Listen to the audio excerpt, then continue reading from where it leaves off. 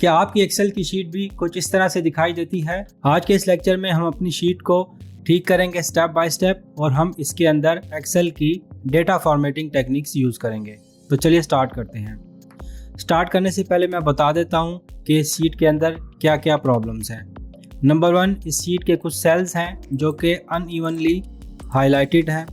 Secondly, कुछ text colour blue है और कुछ का टेक्स्ट कलर ब्लैक है। हमें अपनी शीट में एक कंसिस्टेंट टेक्स्ट कलर रखना होता है। सेकेंडली, अगर आप देखें कुछ टेक्स्ट का साइज़ स्मॉल है और कुछ टेक्स्ट का साइज़ लार्ज है। हमें अपना पूरा डेटा एक साइज़ में रखना होता है। इसके अलावा इस शीट में कोई बॉर्डर्स नहीं, इसलिए हमें डेटा मिक्स होकर नज़र आ रहा है। तो चलिए स्टार्ट करते हैं हम इसको करेक्शन की तरफ। सबसे पहले जो मेरे पास ये टॉप की रो है मैं इसको डिलीट करूँगा। इस शीट पे क्लिक करें, राइट क्लिक करेंगे तो आपके पास एक ऑप्शंस आ जाएंगी। डिलीट पे जाएंगे, डिलीट इंटायर रो, तो ये रो डिलीट हो जाएगी। इसके बाद हम अपना बैकग्राउंड कलर के ऊपर काम करते हैं। कंट्रोल ए प्रेस करेंगे तो आपके पास सारा डेटा सेलेक्ट हो जाएगा। और याद रखें, आपने कोई भी इफेक्ट अप्लाई करना है उसके लिए सिलेक्शन ज़रूरी है। इस ऑप्शन पे आएंगे, ये फिल कलर की ऑप्शन है। इस ऑप्शन से सेल का बैकग्राउंड कलर फिल होता है। मैं जिस कलर के ऊपर अपना माउस का कर्सर लेके जाऊंगा वो कलर इम्प्लीमेंट होगा। क्योंकि इस वीडियो में हम अपना कलर रिमूव कर रहे हैं तो मैं जो लास्ट में ऑप्शन है नो फिल, इस पर क्लिक करूंगा तो हमारा फिल कलर ख़त्म हो जाएगा। अब आप देखें हमारा बैकग्राउंड कलर रिमूव हो गया। अब हमारे पास जो राइटिंग के स्टाइल हैं, राइटिंग के कलर्स हैं, इनको ठीक करेंगे। कंट्रोल ए प्रेस करते हैं। अब जो इसके साथ वाली ऑप्शन है फॉन्ट कलर, इस ऑप्शन से आपका जो राइटिंग है उसका कलर चेंज होता है। आप देख लें, इसमें हम लोग ब्लैक के ऊपर क्लिक करेंगे। हम लोग ब्लैक कलर का टेक्स्ट मेंटेन करना चाहते हैं। स्टिल हमारा डेटा कंसिस्टेंट नहीं है। उसकी वजह यह है कि हमारे पास राइटिंग स्टाइल भी चेंज है और साइज़ भी चेंज है। तो हम दोनों चीज़ों को करेक्ट कर लेते हैं। अब हम अपने फ़ॉन्ट साइज़ के और फ़ॉन्ट स्टाइल के ऊपर काम करेंगे। मैं प्रेस करता हूँ कंट्रोल ए, सारा डेटा सेलेक्ट करता हूँ। इस ऑप्शन पे आएंगे तो आपके पास फ़ॉन्ट साइज़ डिस्प्ले हो जाएंगे।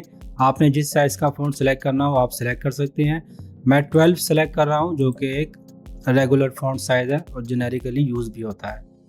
अभी हम देखेंगे हमारे पास और क्या चीज़ रहेगी। हमारे पास जो टेक्स्ट का स्टाइल है वो चेंज करना है। हमें एक कंसिस्टेंट स्टाइल में इसको मेंटेन करना है। मैं इसको यहाँ पे जब आएंगे तो आपके पास डिफरेंट फ़ॉन्ट स्टाइल्स अवेलेबल होंगे।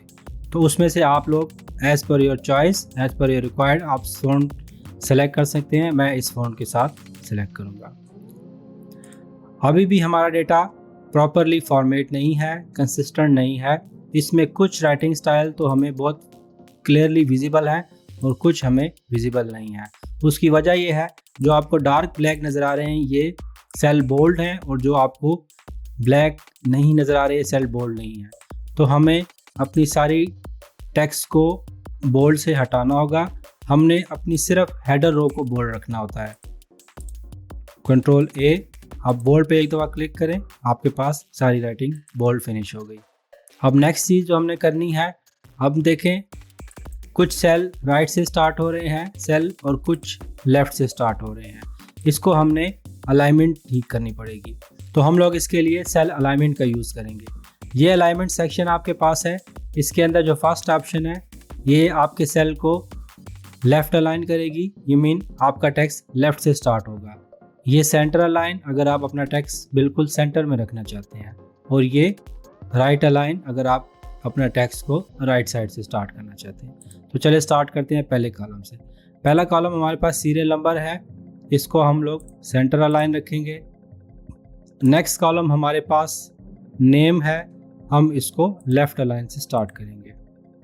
थर्ड डिपार्टमेंट कॉलम है, हम इसको लेफ़्ट अलाइन भी रख सकते हैं और सेंटर अलाइन भी रख सकते हैं। तो हम इसको लेफ़्ट अलाइन पे ले जाते हैं। Designation again left align.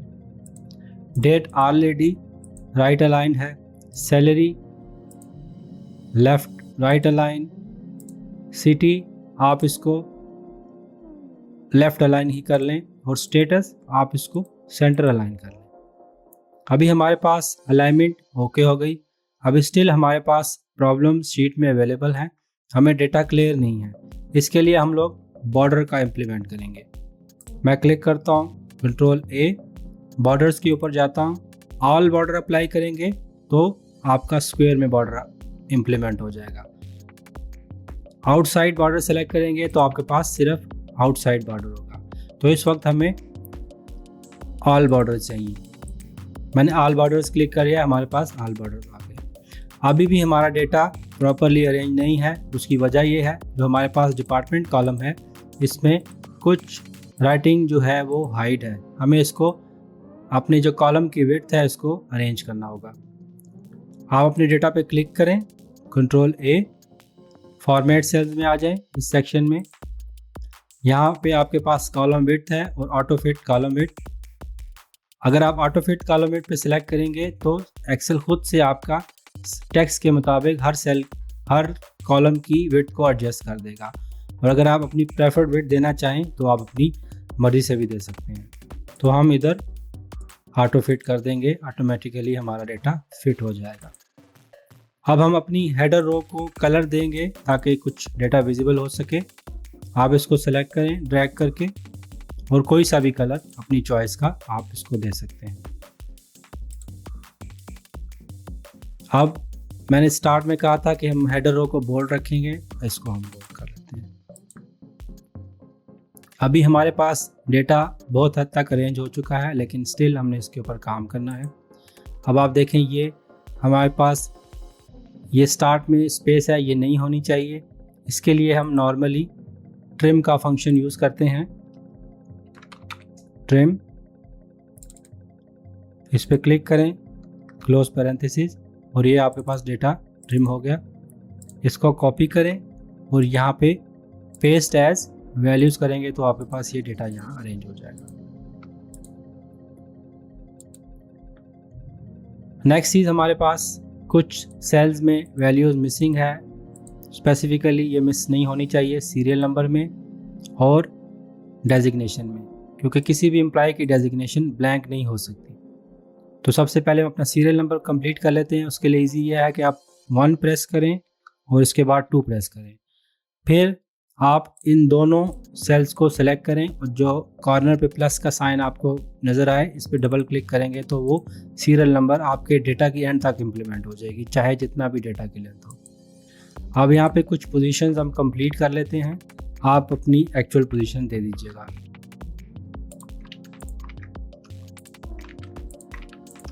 इसकी फर्दर फॉर्मेटिंग करने के लिए आप मैनुअली भी, जब आप इस 2 सेल्स के दरमियान ये लाइन के ऊपर अपना कर्सर लेके आएंगे तो आपके पास एक ऑप्शन आ जाएगी। इसके ऊपर आप माउस का ड्रैग करके आप अपना डेटा की एडजस्ट कर सकते हैं।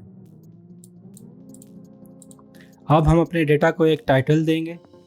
टाइटल देने के लिए मैं रो सेलेक्ट करता हूँ क्योंकि मुझे इस रो के ऊपर एक्स्ट्रा रोज चाहिए। तो इसको सेलेक्ट करेंगे और अपने कीबोर्ड से सेलेक्ट करेंगे इसको सेलेक्ट करने के बाद अपने कीबोर्ड से सेलेक्ट करेंगे कंट्रोल+, तो आपके पास एक रो ऐड हो जाएगी। जितनी रोज चाहिए आप इसको ऐड कर सकते हैं। और इसको सेंटर में लाने के लिए आप जब कॉलम सेलेक्ट करेंगे कंट्रोल+ करेंगे तो आपके पास इसके पीछे कॉलम्स ऐड हो जाएंगे। अब आप अपनी शीट का एक टाइटल दे सकते हैं।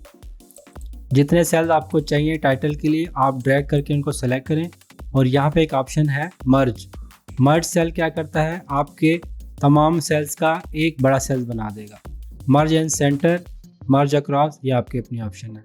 तो मर्ज एंड सेंटर पे क्लिक करेंगे तो ये सेंटर हो जाएगा। अब मैं यहाँ पे कोई टाइल दे देता हूँ।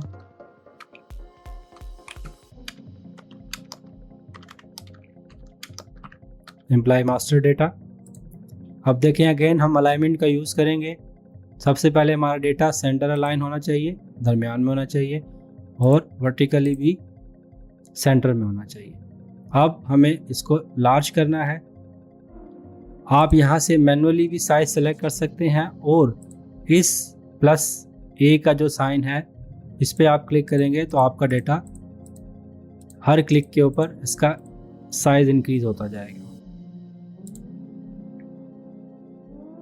कंट्रोल B करेंगे थोड़ा सा इसको बोल्ड बनाने के लिए और इसके ऑल बॉर्डर सेलेक्ट करेंगे ताकि इसके अराउंड एक बॉर्डर आ जाए, और इसका हम कोई बैकग्राउंड कलर सेलेक्ट करते हैं। क्लिक करेंगे, बैकग्राउंड कलर कोई सा भी आप अपनी चॉइस का सेलेक्ट कर सकते हैं। तो ये हमने बैकग्राउंड कलर भी सेलेक्ट कर लिया। अब हमारे पास एक माइनर सी करेक्शन और है, टॉप रो को हम लोग सेंटर में रख लेते हैं। अब हमारे पास जो लास्ट में चीज़ रह गई है वो है सैलरी कॉलम को एडजस्ट करना।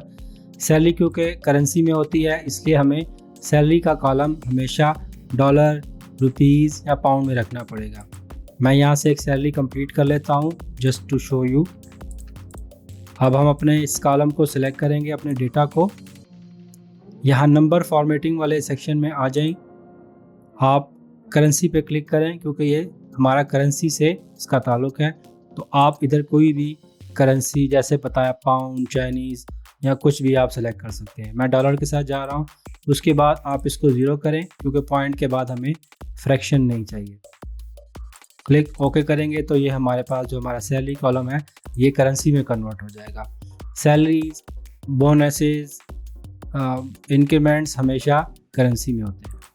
इसके बाद अगर आप अपनी डेट को डिफरेंट फॉर्मेट में दिखाना चाहें तो भी आप इसको सेलेक्ट करें, नंबर फॉर्मेट में आए, डेट पे क्लिक करें और आप अपनी मर्ज़ी का डेट फॉर्मेट भी सिलेक्ट कर सकते हैं।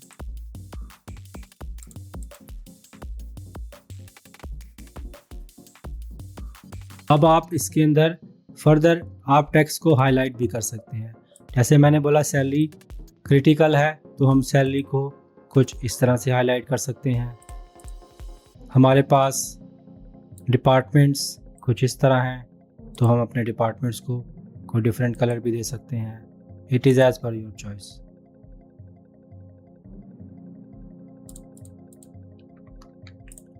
ये सेल्स डिपार्टमेंट हमारा कंप्लीट नहीं है, मैं इसको क्लिक करूँगा।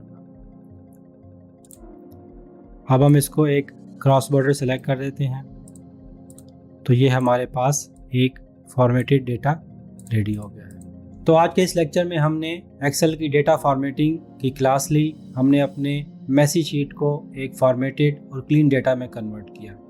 आप कमेंट में बताएं कि आप अपने डेटा को कैसे फॉर्मेट करते हैं।